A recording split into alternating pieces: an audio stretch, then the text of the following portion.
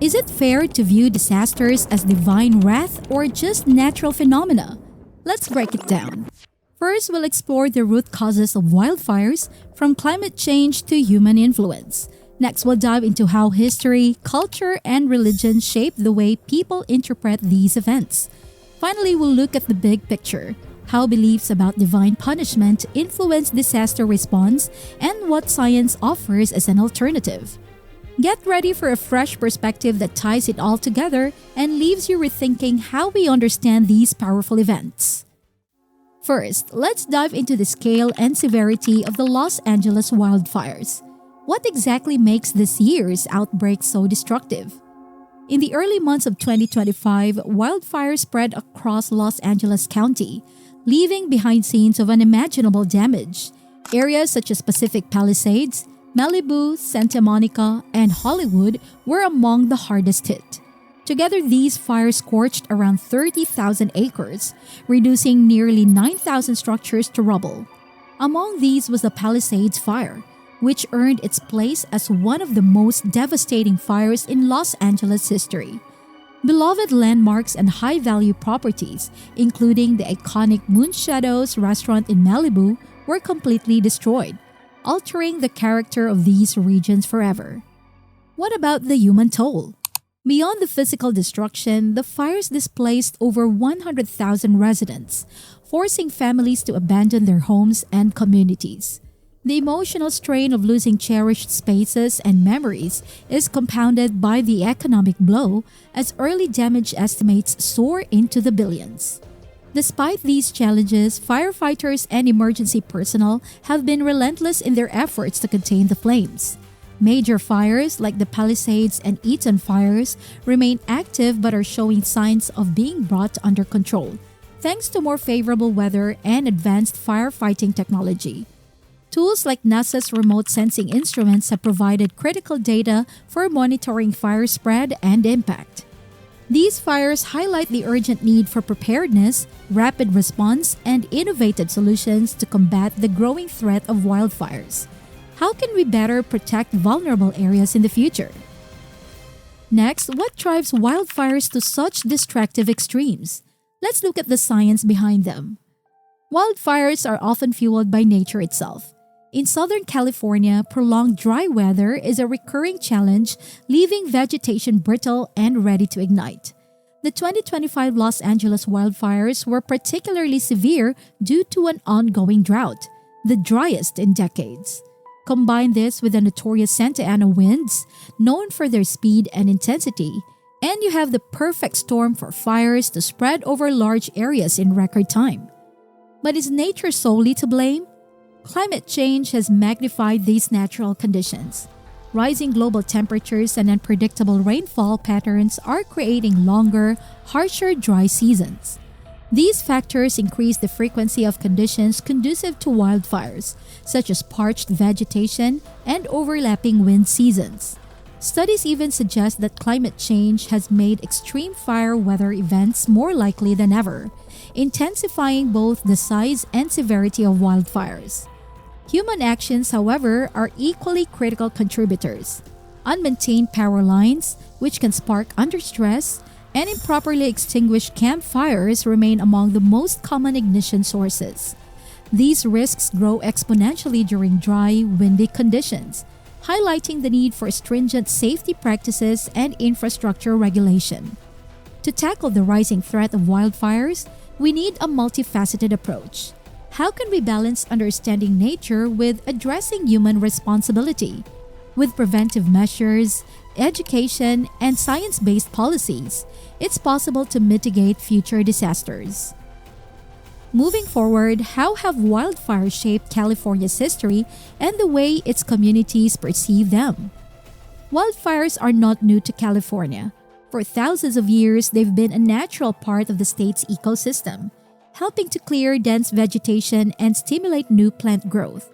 Some species, like certain pines, even rely on fire to release their seeds. Indigenous communities recognized this and practiced controlled burns to manage land and prevent devastating wildfires. However, modern factors like urban expansion and climate change have drastically altered this balance, leading to more frequent and severe fires that now threaten human lives and property. But did you know fire is also an ecological reset? Fires return vital nutrients to the soil, create habitats for certain wildlife, and maintain ecological balance. The challenge today is managing these benefits while minimizing the risks to communities. Striking this balance is becoming harder as wildfires intensify. When it comes to cultural interpretations, wildfires carry diverse meanings. Some traditions view natural disasters as divine punishment or tests of fate. For instance, in some interpretations of Christianity and Islam, these events are seen as responses to human sin. Other perspectives see them as part of nature's cycle of destruction and renewal.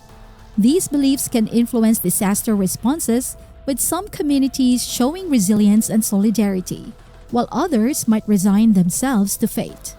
Understanding these perspectives helps create policies that respect cultural values while promoting science-driven disaster management. How can we balance ancient wisdom with modern science to coexist with fire? Now let's consider this. Are natural disasters acts of divine punishment, or are they simply natural and human-driven events? Religions and cultures have long debated this question, often interpreting disasters as divine responses to human actions. In Christianity, stories like the Great Flood and the destruction of Sodom and Gomorrah describe natural disasters as punishment for moral failings. However, these same events are seen as opportunities for renewal, like Noah's covenant with God, symbolizing hope after devastation. Similarly, Islam reflects on natural calamities as warnings or retributions. The Quran recounts the fate of the people of Ad, destroyed by fierce winds for their defiance of divine teachings. These narratives emphasize accountability and adherence to righteousness. In Hinduism and Buddhism, the concept of karma plays a central role. Disasters may be viewed not as direct punishments, but as the inevitable consequences of actions, reflecting the cosmic principle of cause and effect. This view integrates morality with the natural order, focusing on personal responsibility and balance. What do these beliefs mean today? In modern contexts, fear of divine punishment may influence moral behavior or strengthen community bonds. However, many now lean toward scientific explanations, challenging traditional views. Surveys show a growing tendency, even among religious groups, to interpret disasters as natural phenomena rather than supernatural events. These perspectives, spanning literal and symbolic interpretations, show how cultural narratives shape our understanding of natural disasters and influence responses. Can we integrate these beliefs with a broader scientific outlook for a more unified approach? Building on that, how do faith, philosophy, and science come together to help us interpret these disasters? Some religious scholars believe natural disasters are not divine punishment. In Christianity, the New Testament emphasizes forgiveness and redemption, viewing disasters as chances for growth rather than retribution.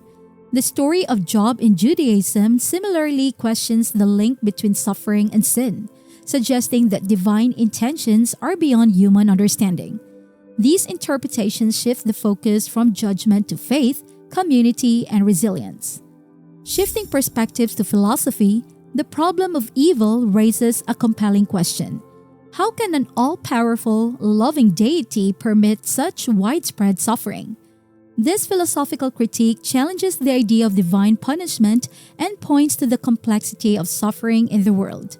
Philosophers also argue that attributing disasters to divine will can discourage human responsibility, undermining proactive solutions like disaster prevention and climate adaptation. Such beliefs can lead to dangerous outcomes. Viewing disasters as unavoidable acts of God might foster fatalism, where people accept events passively rather than preparing for or mitigating risks. This mindset can also lead to victim blaming, deepening societal divides and complicating recovery efforts. Neglecting science-based solutions poses another risk. If disasters are attributed solely to divine will, The root causes, like climate change, urban planning flaws, or environmental mismanagement, may be ignored. This neglect can result in inadequate policies and weaker protections for at-risk communities. Integrating theological, philosophical, and scientific insights allows us to approach disasters with compassion and practical action. Could this balanced view help us create a safer and more unified world? Finally, how do beliefs about divine punishment influence how communities and governments respond to disasters? The way communities interpret disasters profoundly influences their actions. When natural disasters are seen as divine punishment, many people may become resigned, viewing the event as inevitable and unchangeable. This mindset can slow recovery efforts and diminish morale, as individuals and communities might feel powerless to rebuild or prepare for future risks. Instead of fostering proactive solutions, this perspective can lead to passivity, where addressing the causes or impacts of disasters is deprioritized. On a broader scale, these beliefs also affect policymaking. Governments that view disasters through a spiritual lens may neglect crucial events in preventive measures, such as improving infrastructure or advancing climate resilience programs. Educational initiatives to prepare vulnerable populations might be overlooked, leaving communities ill-equipped to handle future emergencies. What makes science-based policies essential for disaster management? Science offers a grounded, evidence-based approach to reducing risks and enhancing resilience. Policies developed through scientific research can adapt to changing conditions, ensuring they remain effective over time. By analyzing data on past disasters, experts can predict future risks and craft strategies to mitigate them, ultimately saving lives and reducing economic losses. Equally important is raising public awareness. Scientific initiatives often include education campaigns, empowering communities to prepare for disasters and respond effectively. These efforts foster collaboration between governments, researchers, and the public, creating a unified front against natural threats. Moving away from fatalistic interpretations of disasters to actionable, science-driven solutions helps build stronger, safer societies. Could integrating faith and science create a more balanced approach to disaster readiness?